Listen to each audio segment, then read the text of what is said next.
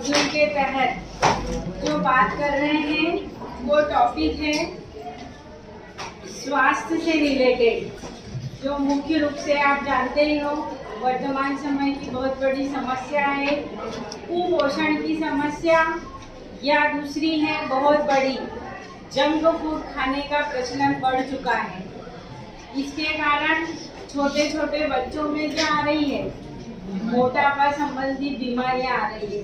कल ही हमने न्यूज़ पढ़ी थी कि 14 साल के बच्चे को कार्डियक अरेस्ट हार्ट अटैक आया और उसकी मृत्यु हो गई।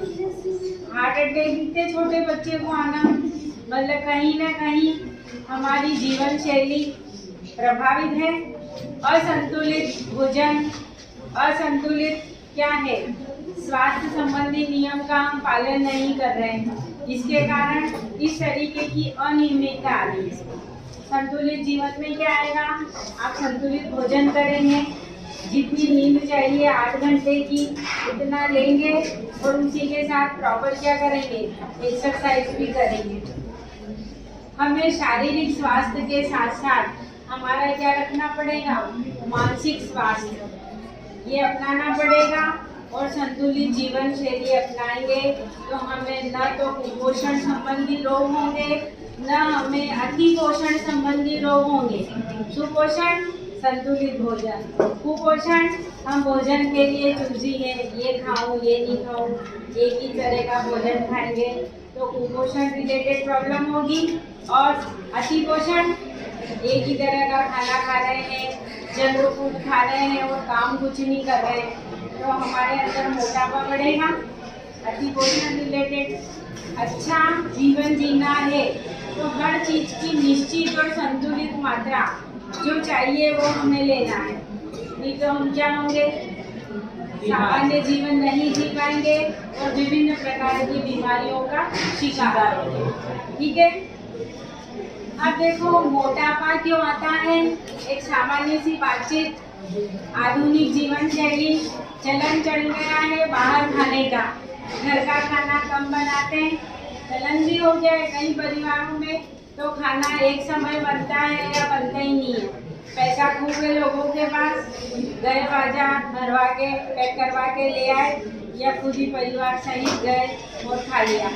और रोज ये खाएंगे तो बहुत ज़्यादा नुकसानदायक है। आप लोग पानी पता से रोज खाते हो, अच्छी बात नहीं खाते हो तो बहुत ही अच्छे बच्चे खाते हैं, लेकिन ऐसा नहीं है। हमें पसंद है तो आप 15 दिन में एक बार, महीने में एक बार खाइए, कोई बात नहीं, टेस्ट चेंज भी होना चाहिए, पर आप लगातार नहीं खाएं, वो नुकसानदायक है। व्यायाम की कमी, एक ही जगह बैठकर टीवी देखना, लैपटॉप चलाना, मोबाइल चलाना और तला गला या अधिक कैलोरी वाला भोजन करना, जैसे पनीर, चीज़, मक्खन बहुत अच्छे लगते हैं स्वाद में, लेकिन कंटिन्यू इनको यदि आप खाएंगे तो हमारी बॉडी के अंदर फैट बढ़ेगा और फैट बढ़ेगा तो मोटापा, हार्ट अटैक, बीपी या अन्य सारी प्रॉब्लम भी हमारे अंदर हो सकती है। अब हम मोटापे और इस कुपोषण से बचने के लिए क्या क्या कर सकते हो आप, संतुलित आहार लें, सक्रिय जीवन शैली अपनाएं, नियमित व्यायाम करें, नशा या धूम्रपान का सेवन न करें। और देखो मीठा, कई जने शौकीन होते हैं, जरूरत से ज़्यादा शुगर भी हमारे स्वास्थ्य के लिए क्या होती है, हानिकारक। रक्त के अंदर शर्करा का निश्चित लेवल है तो ठीक, ज़्यादा है तो डायबिटीज मेलिटस होता है, और रक्त में शर्करा की मात्रा कम है तो डायबिटीज इंसिपिडस होता है, और दोनों ही डायबिटीज व्यक्ति की मृत्यु का कारण बनते हैं। पर्याप्त मात्रा में जूस लेना चाहिए, ऐसा भोजन करना चाहिए जिसमें रेशे पर्याप्त मात्रा में हो। यदि भोजन में रेशा है तो उस व्यक्ति का पाचन तंत्र क्या होता है, सही रहता है, वो उसको किसी भी प्रकार की स्वास्थ्य संबंधी बीमारी कम से कम होती है। पर्याप्त मात्रा में पानी पिए, डिब्बाबंद भोजन से बचें। कोल्ड ड्रिंक तो बहुत ज़्यादा चलन में आ गया है, लेते हैं तो वो सेवन नहीं करना चाहिए। इसके बजाय आप नींबू का शरबत या घर में बने हुए जूस पियो, छाछ पियो, पीना ही है तो फिर रेशेदार हरी सब्जियाँ, मौसमी फल, मौसमी सब्जियाँ और अंकुरित अनाज का भी हमें पर्याप्त सेवन करना चाहिए। ठीक, और कंटिन्यू मान लो हमको 4 रोटी की भूख है तो 4 रोटी एक साथ खाने से बचे। आप 2-2 रोटी करके खाइए। 8 रोटी खाते हो दिन भर की, 3 रोटी के एक ही बार में 8 ही रोटी निपटा दी। एक साथ खाना खाने से बचे, थोड़ा थोड़ा करके भोजन करना चाहिए। रात्रि भोजन के बाद क्या करें? ये बात नहीं, थोड़ा हमें घूमना चाहिए। और यदि हम एनीमिक हैं, हमने बात करी है, तो डॉक्टर से मिलना चाहिए।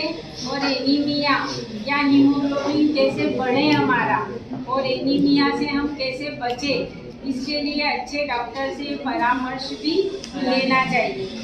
अब हमारी हाइट के अनुसार हमारा वज़न भी होना चाहिए। यदि आपकी हाइट 5 फीट है तो आपका वज़न, आदर्श वज़न कितना होना चाहिए? 50। 5 फीट 5 इंच हाइट है तो वज़न आपका 55 किलो। और यदि उससे ज़्यादा आपका वज़न है तो उसको कम करें, नहीं तो अभी 1-1 किलो करके बढ़ता जाएगा।